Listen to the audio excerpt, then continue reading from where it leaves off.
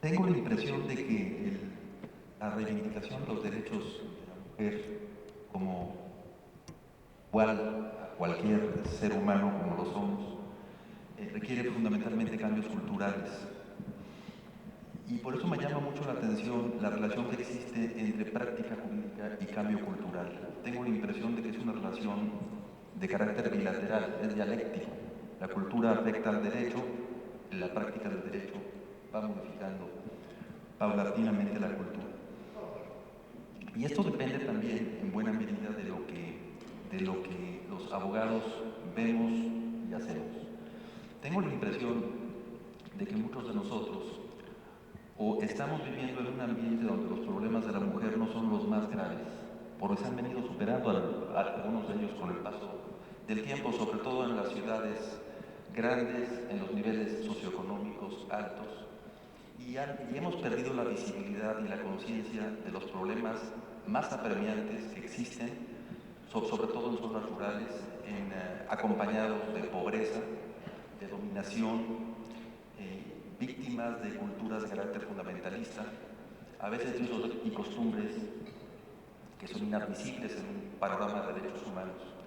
Y entonces es posible que para el abogado medio que estudia en una escuela normal, que vive en una ciudad, el tema del feminismo parezca un poco asunto superado. Ya vemos mujeres y hombres trabajando, mujeres en términos generales siendo respetadas, hombres en términos generales siendo respetados también, pero tenemos algo así como una ceguera hacia la realidad que está remota y que está distante de nuestro día a día.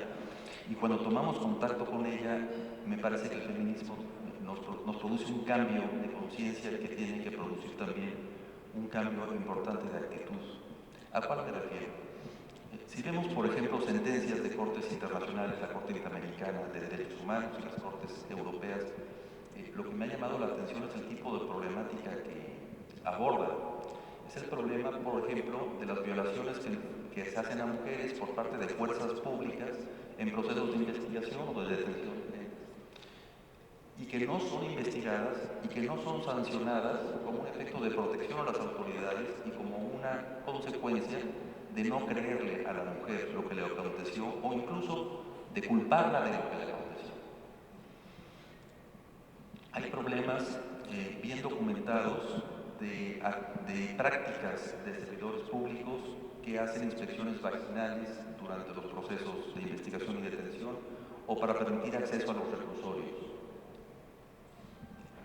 Prácticas en comunidades indígenas o mestizas donde prevalecen los usos y costumbres y donde la diferenciación cultural entre hombres y mujeres es una diferenciación indigna para las mujeres, dolorosa y hasta sanitariamente inaceptable.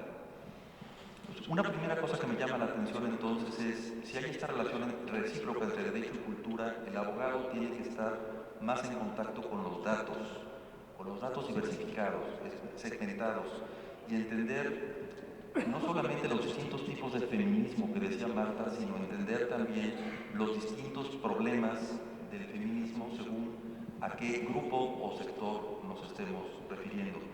Y creo que aquí, con esta perspectiva segmentada, la política de protección de género, la política que garantice la igualdad de las condiciones de género y la dignidad de la mujer se presentan y se siguen presentando como agendas urgentes, verdaderamente urgentes para el derecho. ¿Qué herramientas tenemos, además de esta realidad tradicionalmente desconocida por los abogados? No contamos, no medimos, no hacemos estadísticas, no hacemos trabajo de campo, no estudiamos antropología. Estamos muy librados y muy aislados de la problemática humana. Además de ese necesario contacto con la realidad, ¿qué herramientas tenemos? Tenemos instrumentos jurídicos, y creo que tenemos instrumentos jurídicos, así como el movimiento feminista, de varias generaciones. Instrumentos jurídicos de corte igualitario, que pudieran asimilarse con ese feminismo liberal que concede igualdad, derecho de voto, derecho a tener patrimonio de las mujeres, que claro, la igualdad subyace a toda política de género. Pero tiene que ser una igualdad efectiva. Y aquí es donde no bastan solamente leyes que igualen, sino sobre todo leyes que establezcan medidas concretas que garanticen la efectividad de esa igualdad sobre una base social profundamente desigual, insisto, sobre todo en algunos segmentos de la sociedad.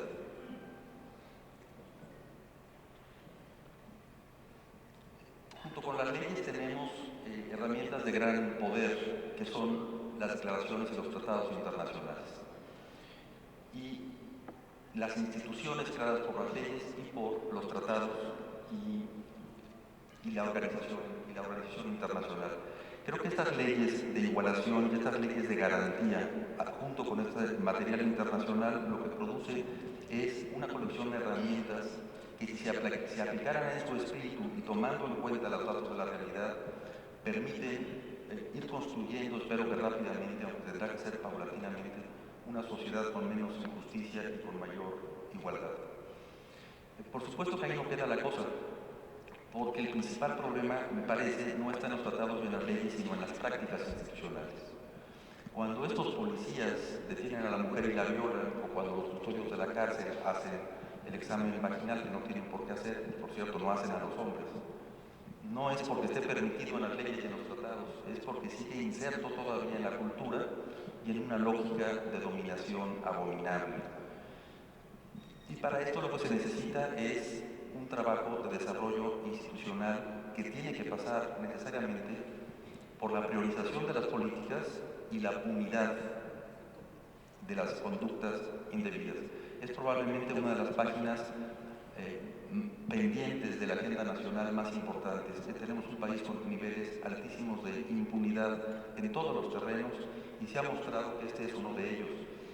La mayoría de las condenas de las cortes internacionales de países latinoamericanos en cuestiones de género tienen que ver con eso, con delitos que no se persiguen porque las víctimas fueron mujeres, o de delitos que se cometieron contra las personas por autoridades porque eran mujeres en su condición de mujer.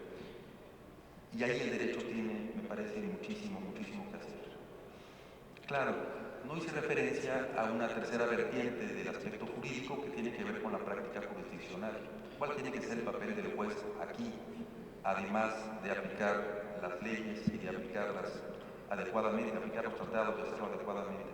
Debe tomar una actitud activista, comprometida, transicional, garantista, más allá de lo que está codificado de manera literal para seguir esta causa. Debe hacerlo de manera iracunda, debe hacerlo de manera sabia y moderada. ¿Cómo poner la diferencia? Posiblemente podría tratar este tema en una segunda intervención si tengo oportunidad de hacerlo. Gracias.